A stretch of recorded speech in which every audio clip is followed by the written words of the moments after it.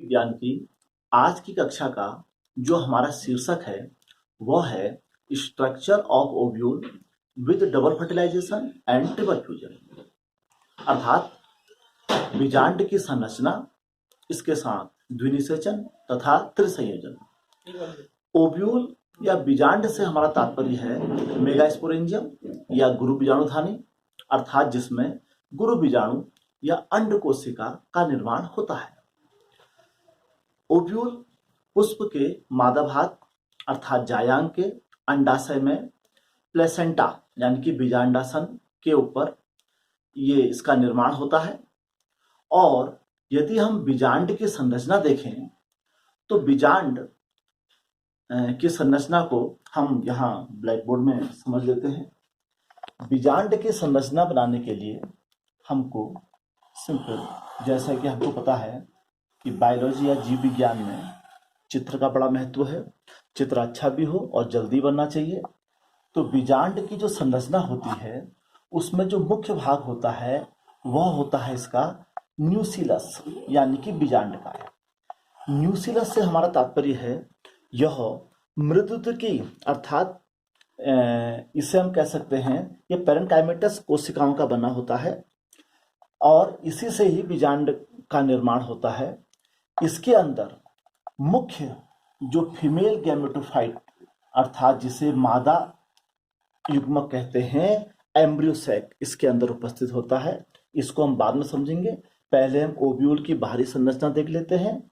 यह न्यूसिलस जो बीजांडकाय है जिससे पूरे बीजांड का निर्माण होता है, यह 2 या कभी कभी 3 आवरणों द्वारा यह ढका होता है। इनको हम इस प्रकार से ड्रॉ कर सकते हैं।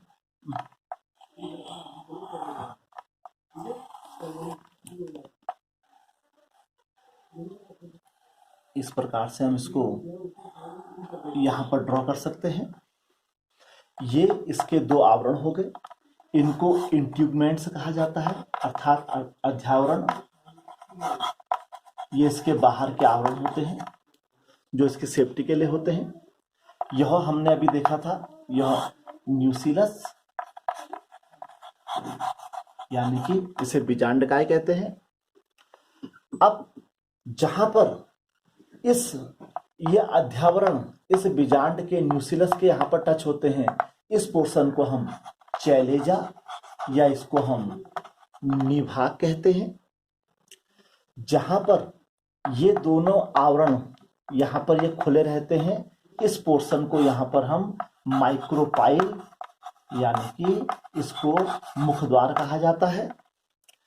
यह पूरा बीजांड जिस व्रंत के द्वारा प्लेसेंटा से जुड़ा होता है इसे फनिकल कहते हैं। और ये बीजांड व्रंत बीजांड को जिस जगह पर ज्वाइन करता है उसे हाइलम कहा जाता है। ये इन दोनों के यहाँ पर जॉइंट है। अब हम चलते हैं इसके अंदर। जो इसका मुख्य भाग है वो है इसका एम्ब्रियोसैक, जिसको हम भ्रूणकोश कहते हैं। एम्ब्रियोसैक यानी कि इसको हम भ्रूणकोश कहते हैं। भ्रूणकोश में जो माइक्रोपाइल वाली दिशा है, इस माइक्रोपाइल वाली दिशा में यहाँ पर 3 कोशिकाएं उपस्थित होती हैं। इन तीनों कोशिकाओं को कंबाइंड रूप में एग एपरेटस कहा जाता है। इनको कंबाइंड रूप में हम एग एपरेटस कहते हैं।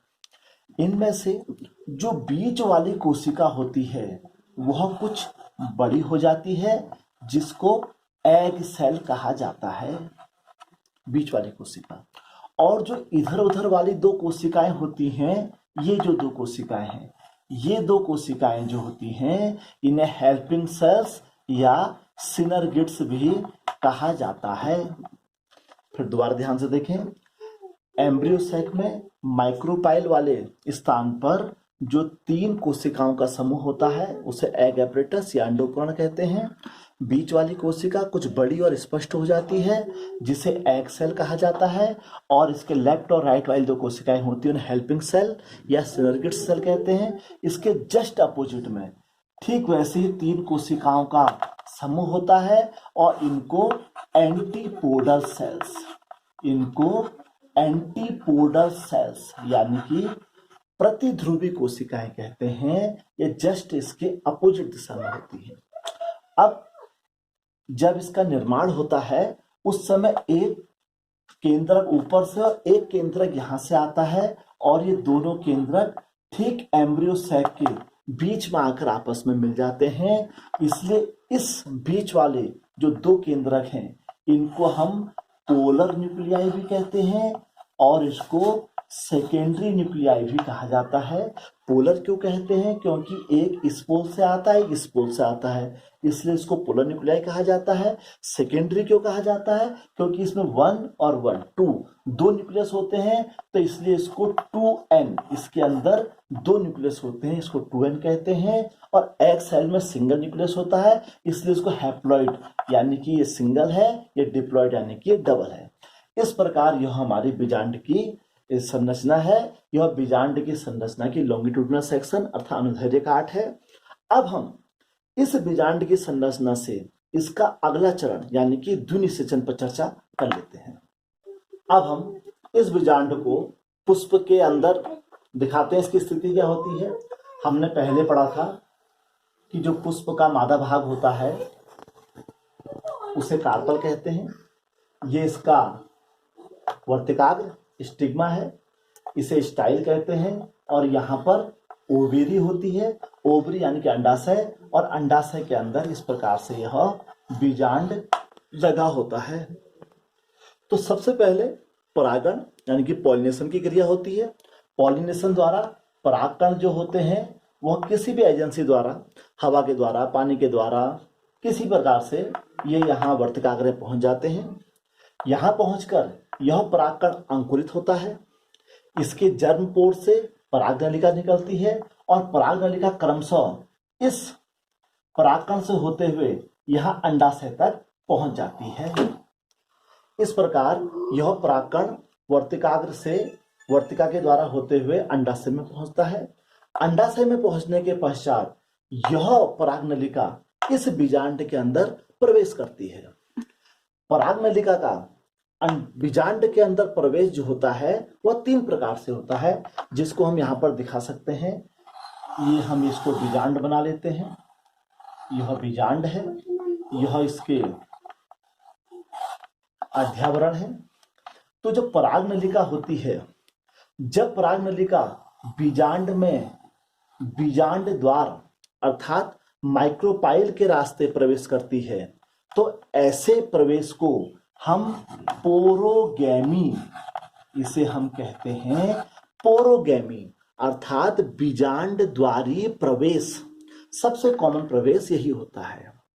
दूसरे प्रकार के प्रवेश में क्या होता है, जो परागनलिका होती है वह इस प्रकार आती है और अध्यावरणों को तोड़ते हुए एंट्री करती है। तो जब यह अध्यावरणों को तोड़ते हुए अंदर इंट्यूगमेंट को भ्रष्ट करते हुए अंदर एंट्री करती है तो ऐसे प्रवेश को हम मीजोगैमी कहते हैं। पोरोगैमी में माइक्रोपाइल के थ्रू, मीजोगैमी में इंट्यूगमेंट को तोड़ते हुए।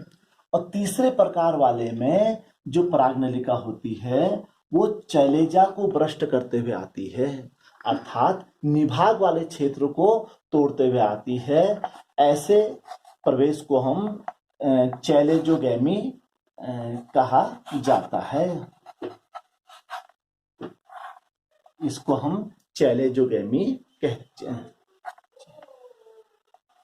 चैलेजोगैमी इसको कहा जाता है। इस प्रकार पोरोगैमी मीन्स मुखद्वारी प्रवेश, मीजोगैमी मीन्स इंट्यूगमेंट द्वारा प्रवेश और चैलेजोगैमी मीन्स यह निभाग के क्षेत्र को तोड़ते हुए आती है। किसी भी प्रकार से यह परागनलिका एम्ब्रियो सैक के अंदर प्रवेश करना चाहती है। अब हम देखते हैं कि एम्ब्रियो सैक के अंदर जाके परागनलिका क्या कार्य करती है। अब हम इसको और स्पष्ट रूप से ऐसे दिखा सकते हैं। अब हम सिर्फ यहाँ पर एम्ब्रियो सैक को ही शो करते हैं। इसमें बीच में जो बड़ी कोशिका है ये एग सेल है, इधर ये 2 हेल्पिंग सेल्स हैं, ये एंटीपोडल सेल्स है और यहाँ पर ये पोलर न्यूक्लियाई है। जब परागनलिका इसके अंदर प्रवेश करती है तो यह इन दोनों हेल्पिंग सेल्स को तोड़ते हुए अंदर प्रवेश करती है। अंदर आने के बाद इस परागनलिका में इस समय 2 नर युग्मक उपस्थित होते हैं। जैसे ही परागनलिका एम्ब्रियो सैक के अंदर एंटर करती है, इसका आगे का सिरा नष्ट हो जाता है और दोनों नर केंद्रक जो होते हैं एम्ब्रियो सैक यानी कि भ्रूण कोश के अंदर फ्री हो जाते हैं। इनमें से पहला नर युग्मक अंड कोशिका के साथ मिल जाता है, मीन्स एग सेल के साथ मिल जाता है। तो N और N, इस प्रकार इन दोनों को हम कहते हैं सिनगेमी या इसको कहते हैं फर्टिलाइजेशन। इस प्रकार नर युग्मक का मादा युग्मक के साथ मिलने को फर्टिलाइजेशन कहते हैं। इस प्रकार हमारे को 2x डिप्लॉइड जाइगोट प्राप्त हो जाता है। अब जो दूसरा नर युग्मक होता है वह थोड़ा इधर शिफ्ट होकर इन दो जो पोलर न्यूक्लियाई होते हैं उनके साथ मिल जाता है। ये 2n पहले से था, एक और मिल जाता है।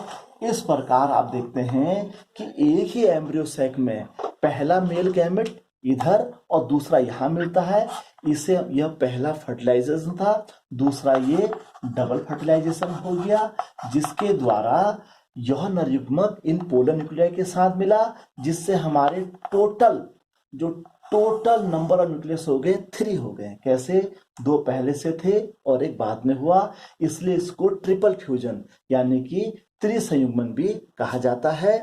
तो हमने देखा कि जब एम्ब्रियो सैक के अंदर पहला नर युग्मक अंड कोशिका से मिला, इसे फर्टिलाइजेशन या सिनगेमी कहते हैं। इसके द्वारा जाइगोट बनता है।